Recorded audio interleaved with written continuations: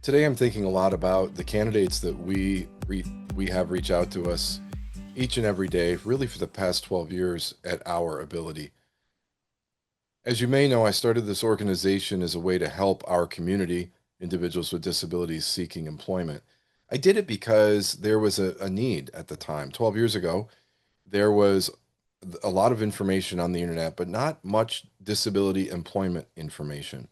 So my idea was to create a website that garnered some traffic, have video stories of individuals with disabilities that were successful, and hope to attract younger individuals that were seeking to find mentors and to find a career path. And that's what we started out doing.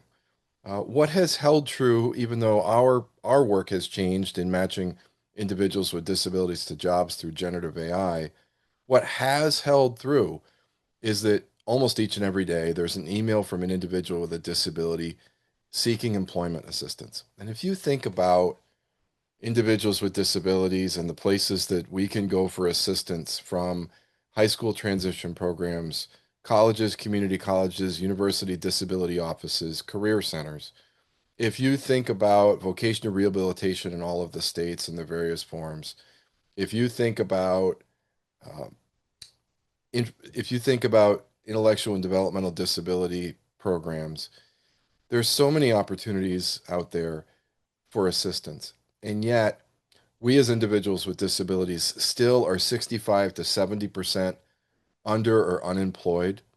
And there's nearly 30 to 40 million of us in the United States alone. I live in upstate New York. That's New York, north of New York City, Westchester, and above. And there's over 2.5 million individuals with disabilities in upstate New York alone, just in this area. So think about that. But then extrapolate that around the United States, that's 40 million. Around the world, it's just under a billion individuals with disabilities.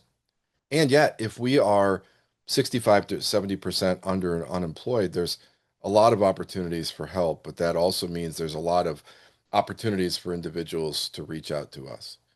The reason I started this organization and the reason we pivoted to a jobs board, our ability.jobs, is because there was a need to match individuals with disabilities to those jobs. And so that's what we did. The companies that we started working with in about 10 years ago, that we would work with, either I would be a paid speaker or a consultant, or we would ask mentors from, would ask us if they could post jobs on our website. And so we created, with the help of some others, a very simple jobs board at ourability.jobs. And we did it really because we're trying to help ourselves a generation too late. I'm disabled. I had an education. I struggled finding a job after college. And I realized that employment struggle is not unique. And there are some common themes for individuals with disabilities, especially individuals with disabilities with obvious disabilities, in finding employment, and even those with invisible disabilities and whether they self-disclose or not. And so it's some of those themes that I want to talk about today because it's important for all of us to understand it, both the disability side as well as the business side. We need to understand how we present. We need to understand the skills that we have, how those skills are marketable and important. And yet we need to have that perspective as we go out into the job market and as we talk to businesses about who we are and what we're doing. Some of the common themes, I went looking at some of the emails in the past month, and since June 5th, I've received 12 emails through our online system. That doesn't take into account texts or calls. 12 emails from individuals with disabilities seeking assistance in finding a job. And so in those 12 emails and some of the conversations that I've had, the questions are asked, how can I present my skills? How are my skills presented in the marketplace? What can I do to get an interview? What can I do to get ahead in the interview process with a business? I've had those conversations with people with disabilities, and I've also had those conversations with family members. And what is true is there is still discrimination in the marketplace. There still is the question, can this person with a disability do the work? What kind of job do we have to create for an individual? Or is there job carving that needs to be done? Or Can an individual with a disability do the job that we need? From the individual standpoint, though, it becomes a little bit more personal because employment is extremely personal for the individual with a disability. Um, I've had a conversation in the last week with I had a conversation in the last week with a parent and an individual with a disability, really worried about past work experience that didn't work out and how would it affect existing job search. Very real question, very real world scenario. And so I went through some of our system and I went through their resume and I went through some of the past job work experience that was successful. What did they like? What did they do? What were the roles entailed in that job and what's out there today in the marketplace? And so this is a normal question and this is an answer I would give almost anybody. If you're disabled out there and you're part of that 70% unemployed or underemployed, and you're worried that your past work history that may not have been successful won't lead to future success, you need to take a little stock into what you can do, what you want to do, and then what's out there in the marketplace. So you should go out to all the jobs boards, ours included, go to ourability.jobs. Think about the job that you had that was successful and start searching those kinds of jobs. Are those jobs available in the community? Is there volunteer experience available in the community that is in line with that same type of experience? How can that experience translate into something slightly different? And are those jobs available?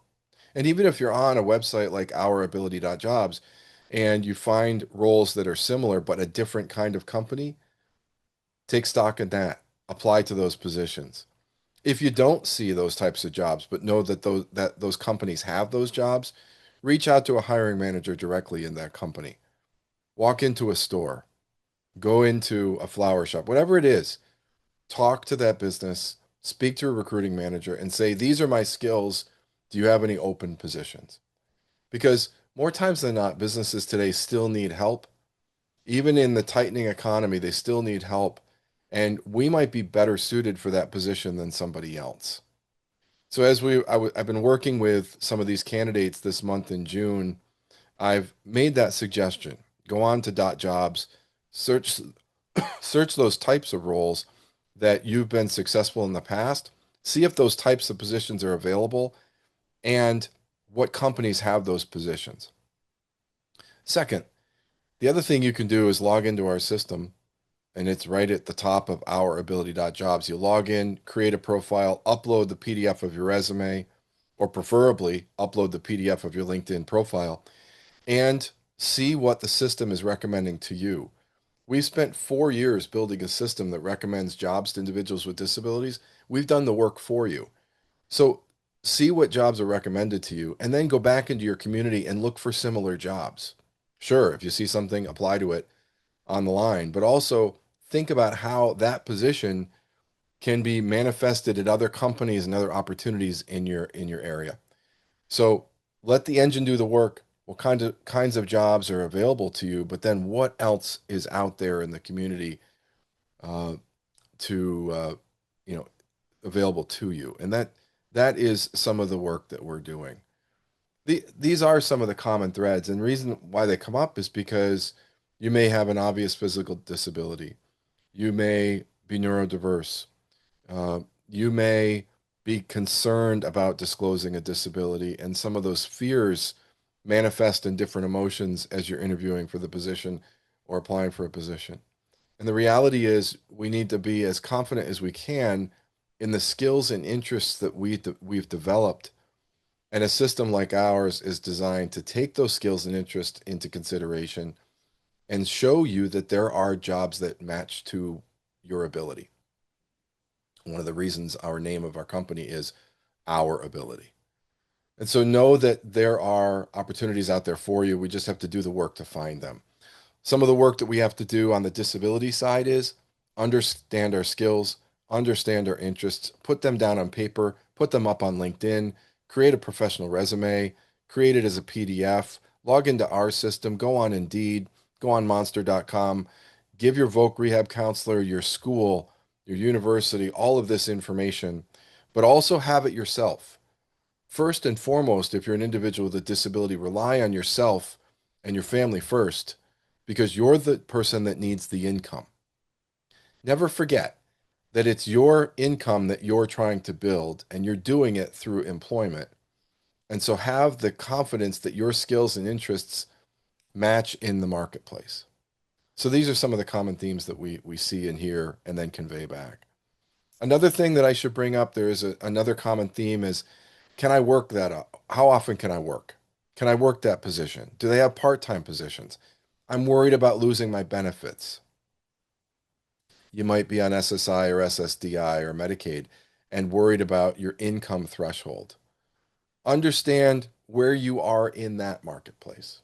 But also understand this, that the existing systems in place tend to keep us at our same economic level, and individuals with disabilities tend to be 2.5 times more likely under the poverty level. We may be better off and taking a strengthening position with ourselves and go out and get a 30-hour, 40-hour a week job that includes insurance and give ourselves more income. There are systems in place from Ticket to Work to able accounts to protect yourself to some degree. I would consider, and I would ask you to consider thinking about that and growing your own economic empowerment. It's really, really key to be knowledgeable on where you are in your benefits, if you have benefits, with your insurance, if you have insurance, and what your thresholds are. And then look at the jobs that are out there. And maybe that 60, 70, $80,000 position might be better off for you than SSI, SSDI. You put the time into building the skills that you have today, whether it's through education or programs, just know where you are in that marketplace. At ourability.com, that's what we do. We think very deeply about how we can help our own community. If we were kings for a day, sure, we would love to have universal basic income for individuals with disabilities and scrap the whole benefit system completely and give you a floor. But that's going to take time. That's going to take lobbying. That's going to take an effort. In the meantime, what can we do at Our Ability? We created a system that matches individuals with disabilities to employment. Log in, sign in, see where your skills and interests and past work history match. Receive texts from us that show you jobs that are matching you today. Pay attention to what types of jobs are matching to you, and then not only apply to that job, but find 5 more in your community that you could do as well. Beyond Our Ability, work with your voc rehab counselor, work with your intellectual and developmental disability agency, work with your high school transition program, work with your community college, college or university, work with your family, work with your network of friends with your family to find out what types of positions are open. And then the very most important thing that you can do moving forward is when you get that job, do the very best you can for that employer. Say yes to what they ask, have a smile on your face as best you can, and do the work. I got a text recently from a family member, and that family member may lose their position, and this family member does have a disability. And I'm not going to go into why or who or what it is, but I said, while you have that position, have a smile on your face as best you can. Say yes to everything that your boss asks. Take extra shifts if you can while this transition period is coming so that you can be first on the list to come back to those positions when they're open. Because that really matters. How we perform, how we present, what we do ends up mattering in employment. And so, as an individual with a disability myself, I understood every day when I worked for someone else that I had to work harder, be more uh, employable, be more valuable inside the organization than my able-bodied brothers and sisters, because it would be very easy for me to be the first out the door if there were layoffs. And I didn't want to be in that position. So if you're out there looking for open positions, think about your skills, think about your interests. What do you like to do? Think about the types of roles, part-time, full-time, or volunteer that are in your community. Build that resume up. Have a resume on paper of everything that you've done. Have a LinkedIn profile of everything that you've done because every employer is going to check LinkedIn. It doesn't matter where you are in the marketplace. Have a jobs ability profile, and you find that at ourability.jobs, and you log in and register. Put all that information in there. Keep watching what jobs match you. Receive the texts of jobs that do match you as well. Follow up with those positions and five others like that in your community. If you do these things, you're going to be better off in your job search. Finally, one other thing that you can do. Understand your state and local politics as far as it is concerned as with disability employment. Do you live in a state that is an employment first state? Has your governor or legislature signed on to the employment first initiatives? Find that out. Understand where you are. What disability organizations locally are in your community that can help you find employment? That's also very key.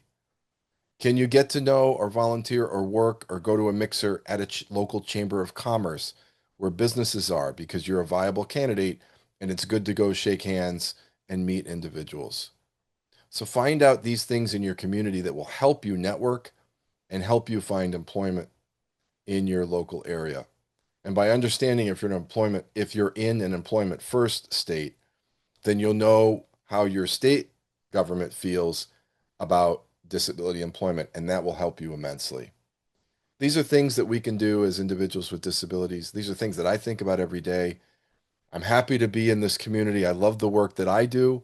I love the work that Our Ability Incorporated does.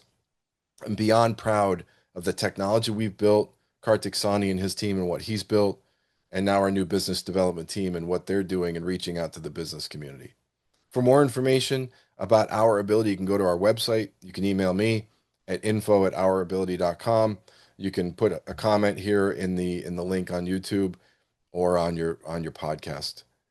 We appreciate this. We'll continue to bring you updates on disability employment as the weeks go on.